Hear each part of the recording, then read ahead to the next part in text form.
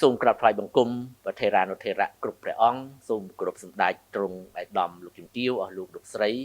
បងប្អូនអ្នកសារព័ត៌មាននិងបងប្អូនជនរួមជាតិទាំងក្នុងនិងក្រៅប្រទេសជាទីគោរពនិងជាទីមេត្រីថ្ងៃនេះអ្នកនាំពាក្យរាជរដ្ឋាភិបាលសូមធ្វើបច្ចុប្បន្នភាពព័ត៌មានសំខាន់ក៏ដូចជាកិច្ចការដែលរាជរដ្ឋាភិបាលធ្វើដើម្បីបុព្វហេតុការពារបូរណភាពទឹកដីនិងប្រជាជនដែលមានដូចតទៅទី1ស្ដីពីដំណើរបំពេញទស្សនកិច្ចការងាររបស់សម្ដេចមហាបវរធិបតីហ៊ុនម៉ាណែតនាយករដ្ឋមន្ត្រីនៅឯប្រទេសបារាំងសម្ដេចធិបតីនាយករដ្ឋមន្ត្រីបានជួបពិភាក្សាការងារជាមួយនឹងឯកឧត្តមអេម៉ានូអែលម៉ាក្រុងប្រធានាធិបតីបារាំងនៅឯវិមានប្រធានាធិបតីអេលីសេក្នុងរដ្ឋធានីប៉ារីភាគីទាំងពីរបានពិភាក្សាគ្នាអំពីការពង្រឹងពង្រីកបន្ថែមនៅកិច្ចសហប្រតិបត្តិការទ្វេភាគីកម្ពុជាបារាំងដែលកំពុងតែរីកចម្រើននៅក្នុងវិស័យនយោបាយសន្តិសុខពាណិជ្ជកម្មវិនិយោគវប្បធម៌និងក្នុងគោលបំណងធ្វើយ៉ាងណាលើកកម្ពស់ទំនាក់ទំនងរវាងប្រទេសទាំងពីរឲ្យក្លាយជាដៃគូយុទ្ធសាស្ត្រនៅក្នុងពេលខាងមុខនេះថ្នាក់ដឹកនាំទាំងពីរក៏បានផ្លាស់ប្ដូរទស្សនៈគ្នាជុំវិញកិច្ចសហប្រតិបត្តិការពហុភាគីរួមទាំងកិច្ចប្រជុំកំពូលហ្វ្រង់កូហ្វូនីដែលប្រព្រឹត្តទៅនៅរាជធានីភ្នំពេញនៅក្នុងខែវិច្ឆិកាខាងមុខនេះបាទហើយក្រៅពីនោះថ្នាក់ដឹកនាំកម្ពុជាទាំងពីរក៏បានពិភាក្សាផ្លាស់ប្ដូរយោបល់គ្នាអំពីស្ថានភាពវិវត្តនៅក្នុងតំបន់និងក្នុងពិភពលោកសម្ដេចធិបតីនាយករដ្ឋមន្ត្រីនិងគណៈប្រតិភូជាន់ខ្ពស់កម្ពុជាបានបញ្ចប់ទស្សនកិច្ចនៅប្រទេសបារាំងហើយពេលនេះកំពុងតែធ្វើដំណើរវិវត្តមកកាន់រាជធានីភ្នំពេញវិញទី2ក្រោយពីគណៈកម្មការ JBC ភាគីកម្ពុជាបានដាក់សំណើសារជាថ្មីទៅកាន់ភាគីថៃដើម្បីរៀបចំកិច្ចប្រជុំពិសេសបន្ទាន់នៃគណៈកម្មការ JBC រវាងភាគីទាំងពីរនិងជំរុញឲ្យមានការបន្តអនុវត្តការងារនៅលើដីជាក់ស្ដែងដែលភាគីទាំងពីរបានឯកភាពគ្នានាពេលកន្លងមក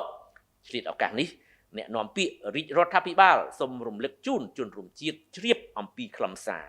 នៃសេចក្តីប្រកាសរួមចុះថ្ងៃ27ខែធ្នូឆ្នាំ2025ត្រង់ចំណុច3ដែលចែងថា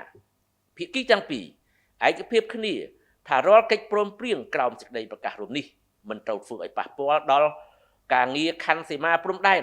និងព្រំដែនអន្តរជាតិរវាងប្រទេសទាំងពីរនោះឡើយភាគីទាំងពីរឯកភាពគ្នាប្រគល់ទូនាទីឲ្យគណៈកម្មការចម្រុះព្រំដែនបន្តអនុវត្តការងារវាស់វែងនិងខណ្ឌសីមាព្រំដែនដែលបានឆាប់រហ័សបំផុតស្របតាមកិច្ចព្រមព្រៀងដែលមានស្រាប់រវាងប្រទេសទាំងពីរ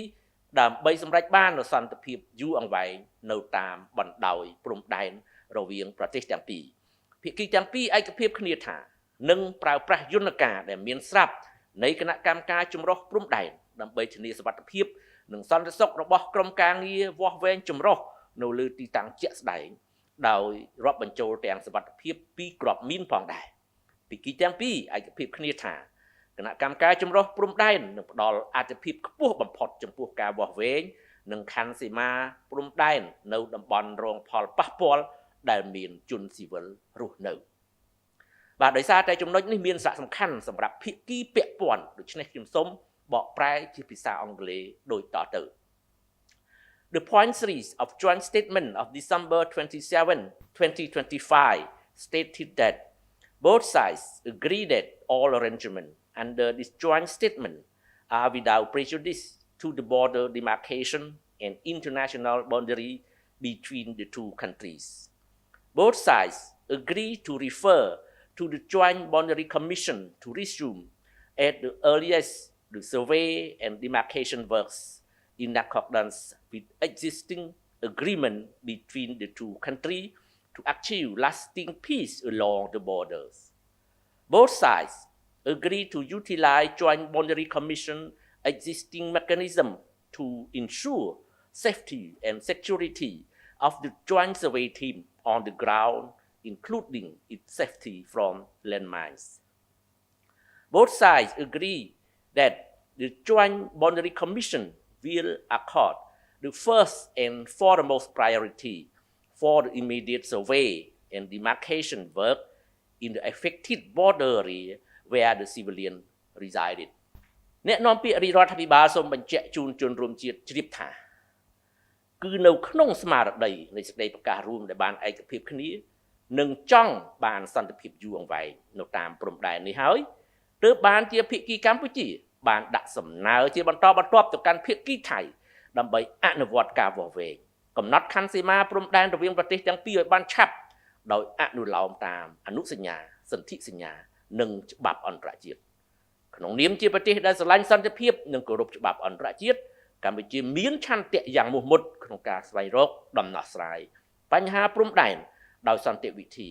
ដោយគោរពតាមកិច្ចព្រមព្រៀងយ៉ាងស្មោះត្រង់និងក៏ការពារអធិបតេយ្យភាពជាតិបូរណភាពទឹកដី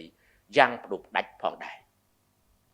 រាជរដ្ឋាភិបាលនិងថ្នាក់ដឹកនាំកម្ពុជាដែលមានសម្ដេចតេជោហ៊ុនសែនប្រមុខរដ្ឋស្ដីទីនិងសម្ដេចបវរធិបតីហ៊ុនម៉ាណែតនាយករដ្ឋមន្ត្រីព្រមទាំងសេនាធិការរបស់រាជរដ្ឋាភិបាលទាំងអស់បាននឹងកំពុងខិតខំប្រឹងប្រែងយ៉ាងសកម្មនិងឥតឈប់ឈរដើម្បីឈានទៅរកដំណោះស្រាយបញ្ហាព្រំដែនជាមួយប្រទេសថៃដោយត្រឹមត្រូវនិងយុត្តិធម៌ស្របតាមស្មារតីនៃសេចក្តីប្រកាសរួមថ្ងៃ27ខែធ្នូឆ្នាំ2025ក៏ដូចជាឯកសារកិច្ចព្រមព្រៀងផ្សេងទៀតដែលបានឯកភាពគ្នាកាលពីពេលកន្លងមកសូមបញ្ជាក់ជូនជាថ្មីថាកម្ពុជាប្រកាន់ជំហរម៉ឺងម៉ាត់ក្នុងការការពារខ្សែព្រំដែនអន្តរជាតិកម្ពុជាថៃដែលបន្សល់ទុកដោយគណៈកម្មការព្រំដែនឥណ្ឌូចិនសៀមដោយគោរពគោលការណ៍ច្បាប់អន្តរជាតិគោលការណ៍ខ្សែព្រំដែនមិនកែប្រែគោរពអនុសញ្ញាសន្ធិសញ្ញា